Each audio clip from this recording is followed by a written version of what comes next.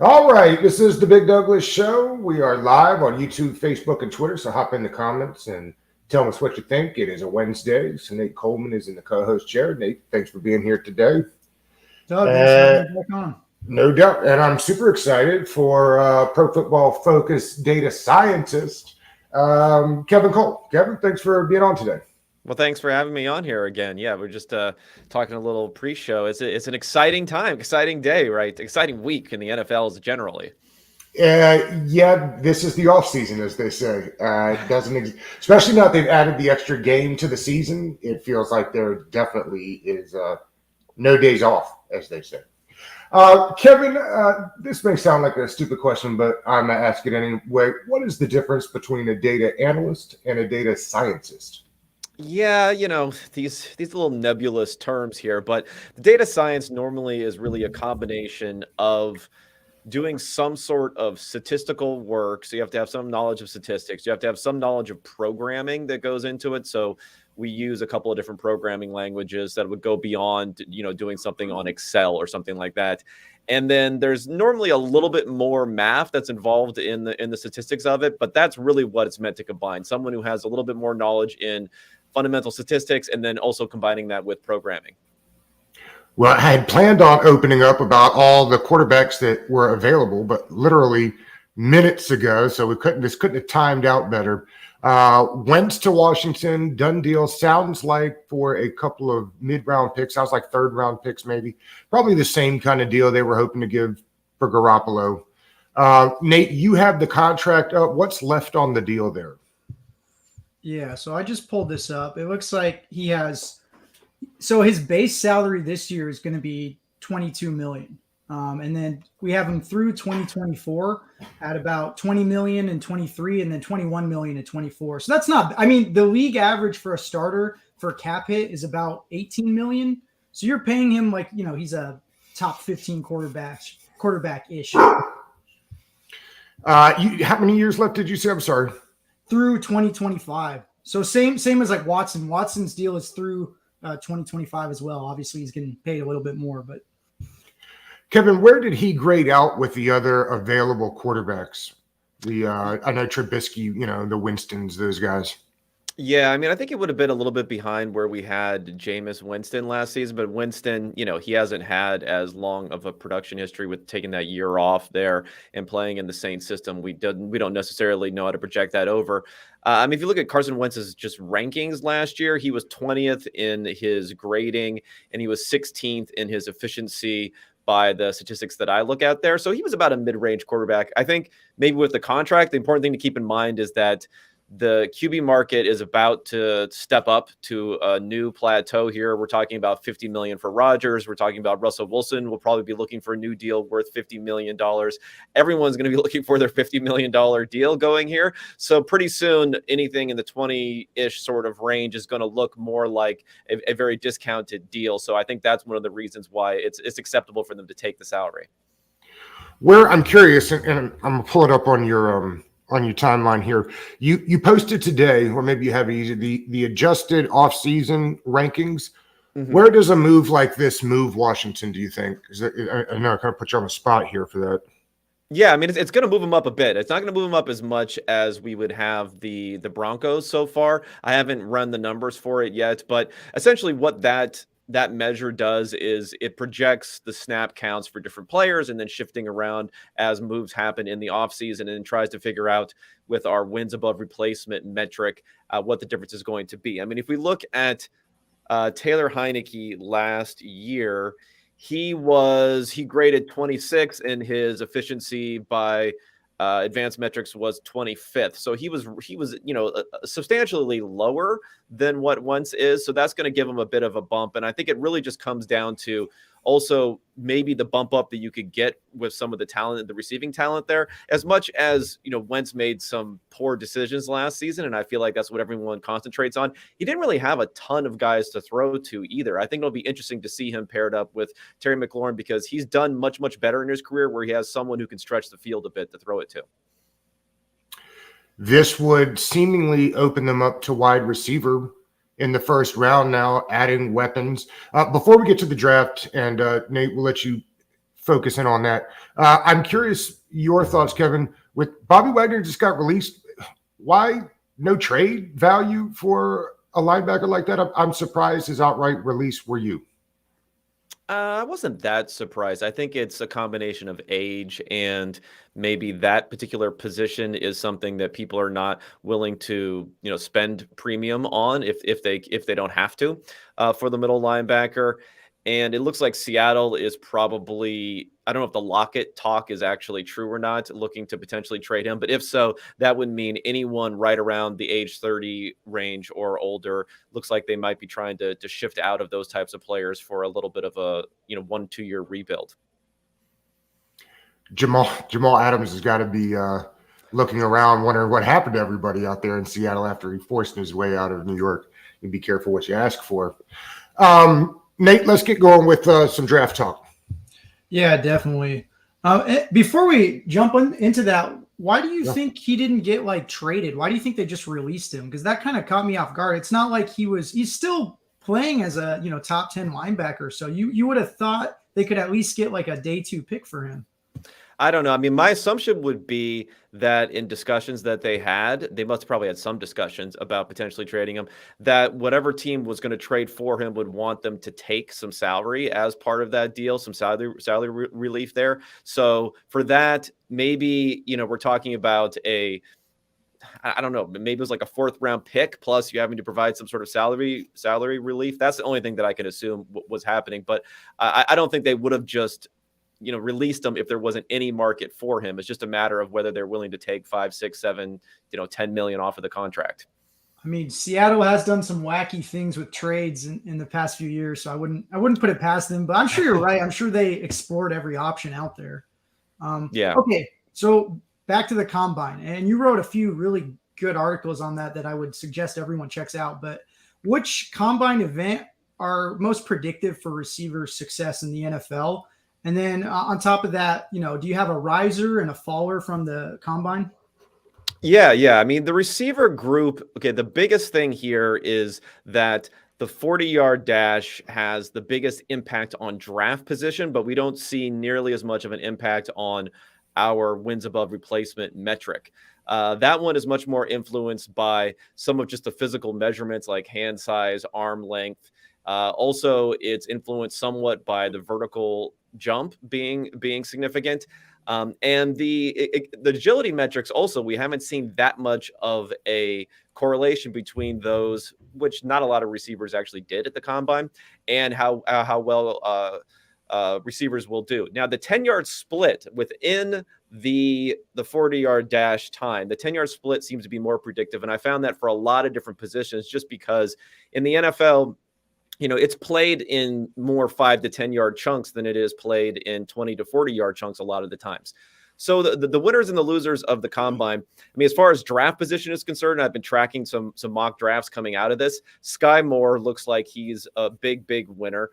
He came out of, Western Michigan, wasn't necessarily seen as maybe being a 3rd round-ish sort of pick. Now he's being mocked commonly in the 2nd round after running a 4.4 and having one of the fastest 10-yard splits of anyone out there. Christian Watson, who comes from North Dakota, he's another big winner in this event. And then guys kind of just solidified themselves like Garrett Wilson, Olave, and then the loser of the event in the minds of draft prognosticators, but I don't think he actually performed that poorly, is Treylon Burks, because he was the wide receiver 1 in most places, although it was very bunched up at the top. Now, I don't think I've seen a mock draft post combine that has him going first. Now he's normally the 3rd or 4th wide receiver that's being taken. Can I just say that the logo for Western Michigan and Washington messes me up every time I see it. I'm like, what they got the college here now? We have been talking about Sky Moore on this show for quite some time. Nate's been high on him, and you said that mostly in the second, he bumped himself up into the 2nd round. How many wide receivers do you see going in the 1st round this year? Yeah, I mean, it's going to be the back half of the 1st round. If there are a lot of guys going there, I think it's going to be 3 I mean, maybe 4 if another guy squeezes in there. It all depends on how someone like Drake London performs at his pro day, since he didn't run at the combine. But I think that's basically the range that there's going to be. And yeah, for Moore now, he's really kind of going in the 50s sort of range. So in the middle of the second round. And I'll give credit to some of our draft guys here. Mike Renner had Moore as the 30th player on our big board, before the combine, back when he was, sniffing maybe the top 100. And now I think a lot of people are going to be on board with that, because they didn't really know if he had the next level type of athleticism to compete. And it seems like he may. One of the big risers was Zamir White, whose 40 time blew me away. I mean, everybody knows that I'm a Georgia homer, so we probably spend too much time talking about the Georgia guys here. But I always assumed that Cook would be the better of the two. This reminds me so much of the Sony Michel Nick Chubb year, right, where everybody had their thoughts on who it was. You think maybe it's White that will have the more productive career? Yeah. I mean, I'm looking a little bit back here. You don't want to go too far back into the past, but he had a couple of injuries. He had a couple of ACL tears, one of each knee. But before that, he was, I believe, the number 1 running back prospect in the entire country going in before he started at Georgia. And what we've seen recently is this wasn't as much of a phenomenon in the past, but I think there's been more consolidation of talent at a lot of these top schools. And then you have split backfields where traditionally you would be very concerned about someone who wasn't used like a workhorse, what they're going to do when they end up coming to the pros. So the concern with White would be maybe he doesn't have quite the burst that you were hoping.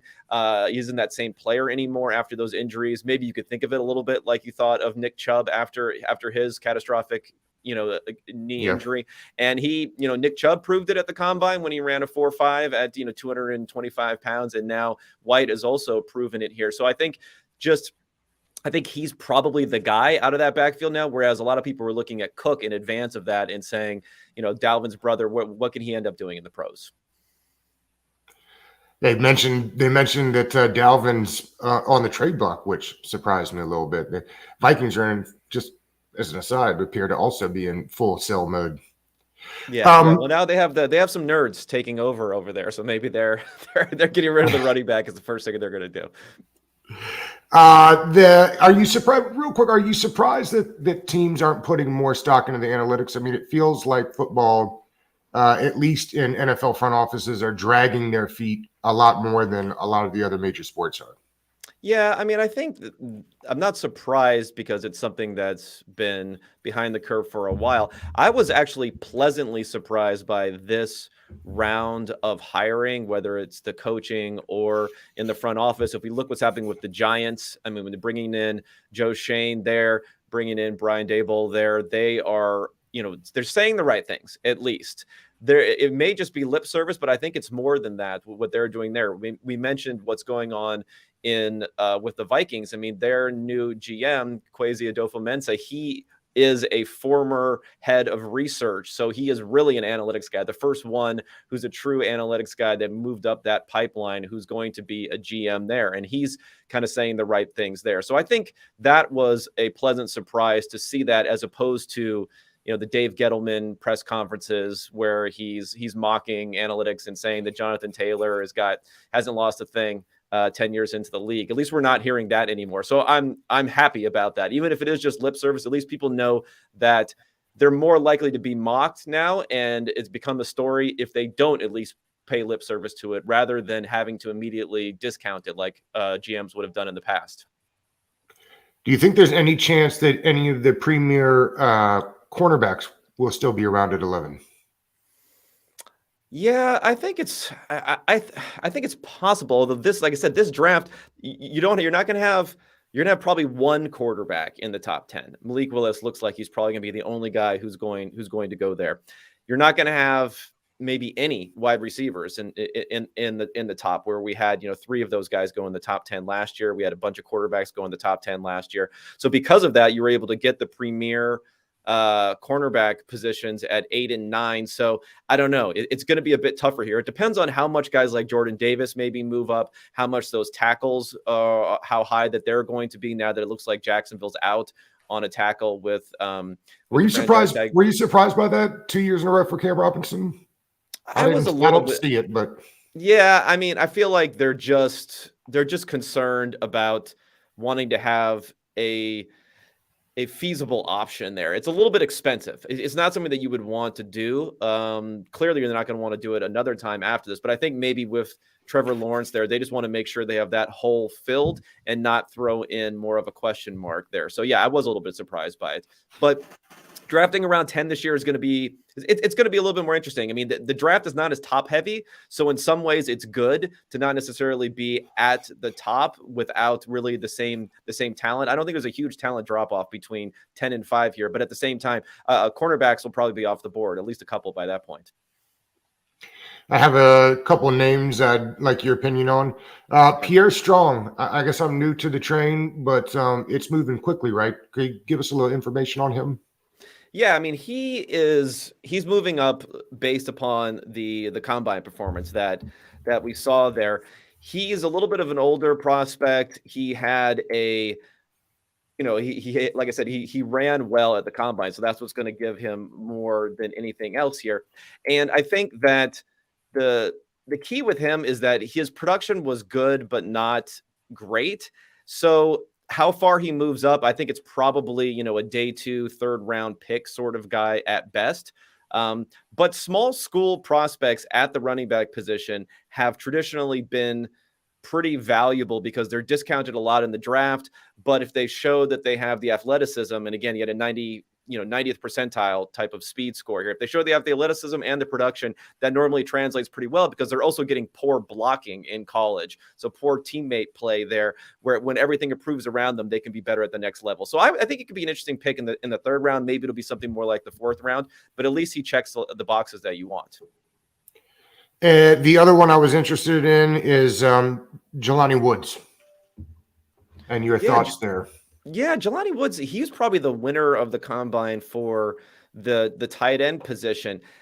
He not a lot of production, so he's more of a raw prospect, but he has the size and he has the speed, running a 4.6, I think it was at the combine at 260 pounds. So he's a bigger guy and he ran pretty well. The question will just be whether or not he's going to develop so slowly that maybe it's not the best investment of an earlier pick. I think he's probably a guy that, he could be a third round type of player there. The problem with tight ends sometimes is it can take 1, 2, 3 years to develop. And if that's the case, where you can, sometimes find quality tight ends who've already been in the league for a few years and then bring them on board and get decent production out of them. For that reason, I don't know if I would spend too much on him, but he's definitely an intriguing mid-round type of guy. Where do you see? We had to switch gears here because the Wentz. We had a ton of questions about quarterback, and we no longer need to ask about quarterback. So let's get back to Wentz. I mean, where does this move him as far as fantasy value goes? Yeah, I don't think he's not going to jump into the top half. I still don't think of quarterbacks. I mean, the way that it works now, and it's been the case. I mean, it's been the case in the past now, but it's just more prevalent is that you get rushing value as such a huge component of what you're seeing for all these different quarterbacks. So even a complete unknown like Trey Lance, you're going to be very excited about what he can do when you think that he's going to run the ball a lot. You have Justin Fields, you have Kyler Murray, you have, even Russell Wilson to give you a little bit of that sort of running effect. Wentz can do that a bit, but he's doing it less and less, and he's had the injury concerns, which I think take that away from him. So in this offense for Washington, I don't think we're going to project it to be a particularly high volume passing offense. I think they'll probably want to continue to use Antonio Gibson and the running backs there. So he's probably someone who's still going to be in that 15 to 20-ish sort of range for fantasy football. Maybe he has some upside, but he's just not going to give you the rushing value again of like, Josh Allen, all those types of guys that end up having the high value for fantasy football. You mentioned the running back. I think that Washington fans maybe are lower on him than the fantasy football guys are. How do we judge him going forward? Is there another gear for him, do you think, in the offense? Yeah, I mean, I think the hope was that because of his receiving chops and combined with, size and his ability to run, that he could be that I mean, it's funny to say David Johnson type, because now David Johnson is not really, it's kind of fallen out of favor, but could have had that type of run that he had early in his career, as David Johnson was a converted receiver in college before coming out. And it hasn't quite happened. They just never seemed as comfortable really using him in all phases. I don't know how much of it was injury concern last year that he had going on during the second half of the season. So yeah, that they don't seem comfortable really turning it over to him all the way. And that's been the main concern more than anything else, is the fact that he's been blocked from that high value type of workload by running backs who people are not particularly impressed by when we talk about McKissick or someone else there. Does Wentz, we talked about this, I know, last year when the quarterback situation wasn't very good, and however you judge this move, does the quarterback and the ability to pump the ball down the field more, should that make Terry McLaurin more valuable? Yeah, no, I definitely think so. So the thing with Wentz is, throughout his career, you don't want to, sometimes you can build these correlations out of nowhere that they're not necessarily true, but he has always had problems when he hasn't had someone with the blazing speed to throw to down the field. He had a very good connection going with Deshaun Jackson, who could never stay healthy. Even Torrey Smith early in his career helped him a lot, and then when he was gone, it didn't do so well. He had a couple of big plays last year when Paris Campbell was actually healthy, or T.Y. Hilton was playing healthy for a while. So yeah, I do think that connection is going to be a big factor, because as much as I think Heineke was a good quarterback, but arm strength was probably the one thing that he didn't really have, that NFL level arm strength, where Wentz, a few passes that he had last year were just incredibly good passes, where it was almost like dropping it right into his hands, 50 yards down the field. So he can do that for you. I feel like he's getting an upgraded offensive line too. I mean, I think we were top 10 in like passing grade for offensive line and run blocking too. So he could definitely see an upgrade there. And the skill players got to be better. I mean, if you look at the Colts, right, all they basically had was Michael Pittman. They were rocking like Zach Pascal, the corpse of T.Y. Hilton. They don't even have like a starting caliber tight end. I mean, they have like Jack Doyle and, Mo Alley Cox and all these like backup tight ends. So they really didn't have a lot going for them. So I feel like it's an upgrade, and now they can kind of focus on improving the skill players there. But talking about offensive line, though, is there like a correlation between offensive line play from last year moving into the next year? Because I feel like it's really hard to measure sometimes or predict. Because like going into last year, everyone's like, the Colts are going to have a top 5 offensive line. And then, injuries happen or there's not continuity. But it just seems like it's kind of hard to predict. But Washington, even 2 years ago, when their offense was god awful, they still managed to be pretty good in pass pro. And I'm wondering if that's part of the scheme or just, I don't know what it is. Maybe it's their offensive line coach, but it seems like every year they're pretty good at that. Yeah, I think it is hard to predict. I mean, run blocking is normally more stable than pass blocking is year over year. And typically what can happen is you have to view the offensive line more than some other position groups as a unit. And then injuries to one player can have a knock-on effect for the entire offensive line and how it performs, because it's not really in the same cohesive unit-like way that they're playing, as opposed to other positions like two edge rushers. They affect each other a little bit, but mostly they're independently trying to get to the quarterback. Whereas on the offensive line, if you have one piece that's a weakness, that weakness can be attacked by the defense, and then things can fail year over year. And also the other factor is, quarterback does matter for a lot, for taking sacks and how long they hold the ball and how well they get out of pressure, how well they adjust to it, how well they, hit their checkdowns or hit their hot reads. So that's a big factor too. But you're right that Wentz was someone who went from Philadelphia to Indianapolis. Everyone thought that was going to be a huge upgrade in offensive line. And then it ended up being that Philadelphia ended up going back to being one of the top offensive lines in pass protection, and Indianapolis fell off. So I do agree that it should be an improvement for him this season, just because the Colts, because of those injuries and because of bringing in some new players like Eric Fisher, who didn't quite play up to what they were hoping to, just didn't perform that well.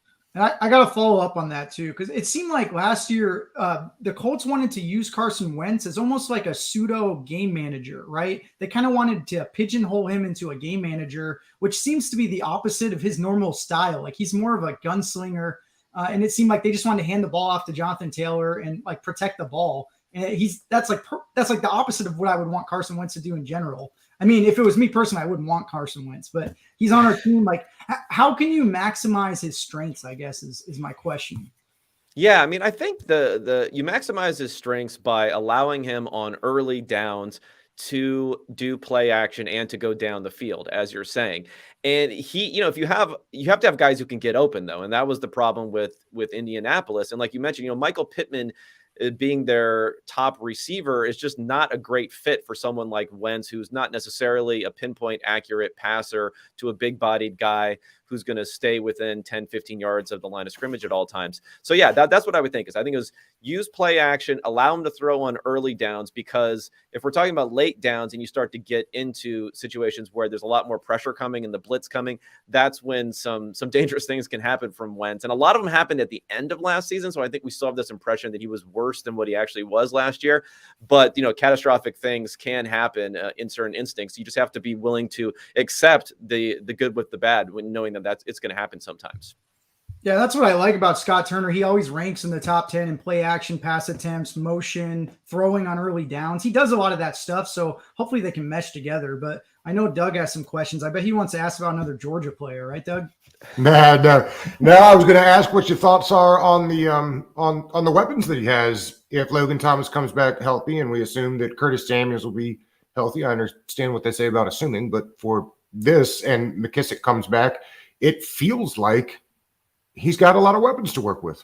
No, I think so. And as I mentioned, it's more of a prototype that he's been most successful with. I mean, his favorite receiver that we had for a very limited amount of time was Deshaun Jackson. So he likes, fast guys who can get down the field, and they're going to have a couple of those. Samuel is interesting because, he came into the league as more of this, I don't want to say gadget player, but near the line of scrimmage, playing that sort of role. He had this, he started initially when he was with Turner in Carolina as being more of a complete route runner. And a lot of people like what he can do down the field and running down the field. So maybe that will continue here. And then he kind of shifted at the end of his time in Carolina to being this rushing the ball sometimes, staying near the line of scrimmage. So hopefully he can get back there. Hopefully he can get healthy. And that'll just give two options that can stretch the field there, along with Logan Thomas, who's obviously very athletic for a tight end.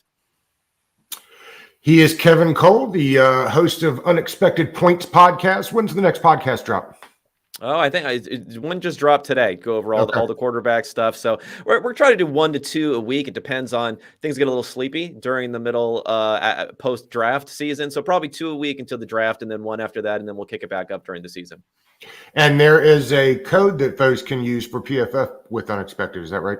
That's correct. Yeah, you just promo code Unexpected, 25% off all PFF subscriptions. And of course, we have free agency stuff coming out now. I'm going to have my improvement index there, a lot of draft related content, the draft guide, everything that we put out. And we also have a mock draft simulator that everyone's been using there. You can do trades. You have grades that come through there. It's a pretty cool little tool. And you can also see how players have been trending based upon what other people are doing there. So that's also a way to get a good gauge on how the market's moving on particular prospects as the offseason continues.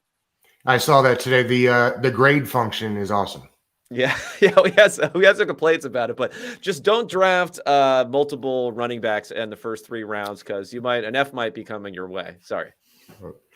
He is Kevin Cole. Kevin, thank you so much, man. Appreciate this today. All right, thanks. And Nate, we'll see you next Wednesday. All right, guys. Thanks. Thank you.